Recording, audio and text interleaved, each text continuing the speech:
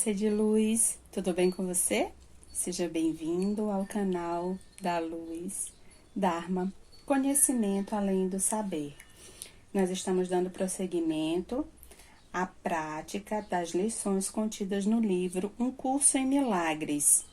Se você chegou até este vídeo e ainda não teve a oportunidade de assistir a introdução, é só você clicar no link que aparece aqui abaixo na caixinha da descrição, tá bem?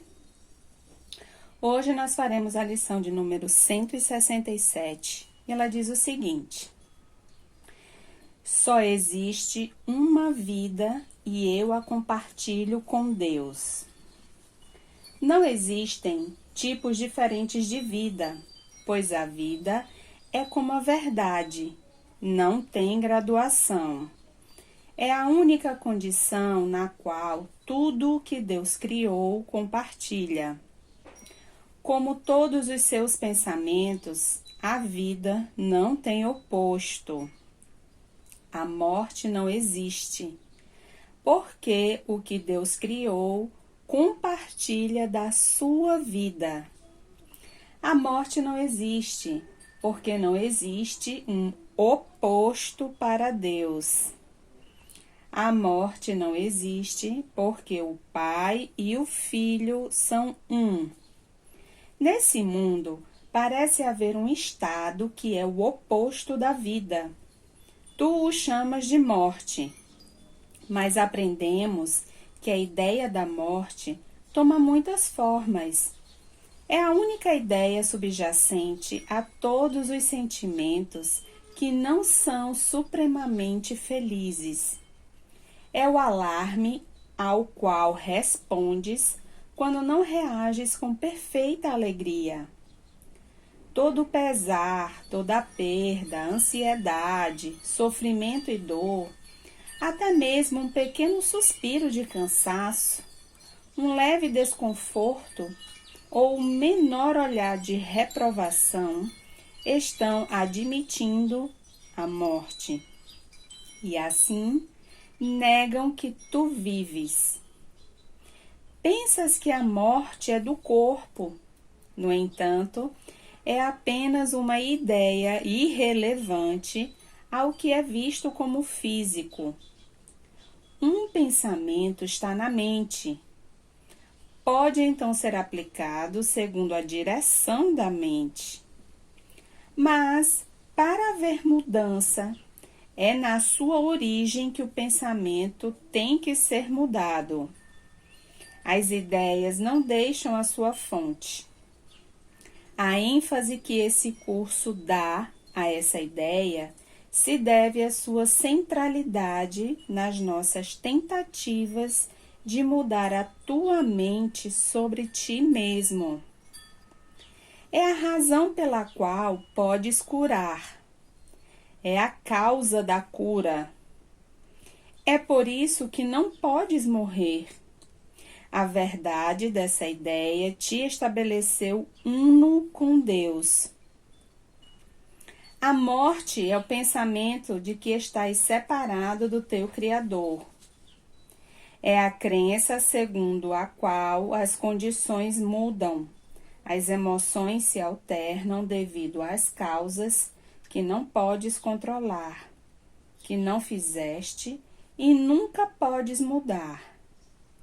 É a crença fixa segundo a qual as ideias podem deixar a sua fonte e adquirir qualidades que a fonte não contém, tornando-se diferentes de sua própria origem, à parte dela em espécie, assim como em distância, tempo e forma. A morte não pode vir da vida. As ideias permanecem unidas à sua fonte. Podem estender tudo o que a sua fonte contém. Nisso, podem ir muito além de si mesmas, mas não podem dar origem ao que nunca lhes foi dado. Assim como foram feitas, será o que vierem a fazer. Assim como nasceram, farão nascer. E de onde vieram, para lá retornarão. A mente pode pensar que dorme, mas isso é tudo. Não pode mudar o que é o seu estado desperto. Não pode fazer um corpo, nem habitar no interior de um corpo. Aquilo que é alheio à mente não existe, porque não tem fonte. Pois a mente cria todas as coisas que são e não pode lhes dar atributos que lhe faltem e nem modificar o seu próprio estado mentalmente ciente e eterno. Não pode fazer o físico. O que parece morrer é apenas o sinal da mente adormecida. O oposto da vida só pode ser outra forma de vida. Como tal, pode ser reconciliada com o que a criou, porque, na verdade, não é um oposto. A sua forma pode mudar, pode parecer ser o que não é, mas a mente é mente, desperta ou adormecida. Não é o que o seu oposto em nada que tenha sido criado e tampouco naquilo que ela parece fazer quando acredita estar dormindo. Deus só cria a mente desperta. Ele não dorme e as suas criações não podem compartilhar o que ele não lhes dá, nem dar lugar a condições que ele não compartilha com elas. O pensamento da morte não é o oposto dos pensamentos de vida. Para sempre, sem qualquer tipo de oposição, os pensamentos de Deus permanecem eternamente imutáveis, com o poder de estenderem-se por toda a eternidade imutavelmente, porém ainda dentro de si mesmos, pois estão em toda parte. O que parece ser o oposto da vida estará apenas dormindo. Quando a mente opta por ser o que não é e por assumir um poder alheio que não tem, um estado estranho no qual não pode entrar, ou uma condição falsa que não esteja dentro da sua fonte, ela apenas parece ir dormir um pouco. Sonha com o tempo, um intervalo em que o que parece acontecer nunca ocorreu, em que as mudanças forjadas são sem substância e em que todos os eventos não estão em parte alguma. Quando a mente desperta, apenas continua tal como sempre foi. Hoje, sejamos as crianças da verdade e não neguemos a nossa santa herança. A nossa vida não é como a imaginamos. Quem pode mudar a vida por fechar os olhos? Ou fazer de si mesmo o que não é porque está dormindo, vendo em sonhos o oposto do que é? Hoje não pediremos a morte sob nenhuma forma.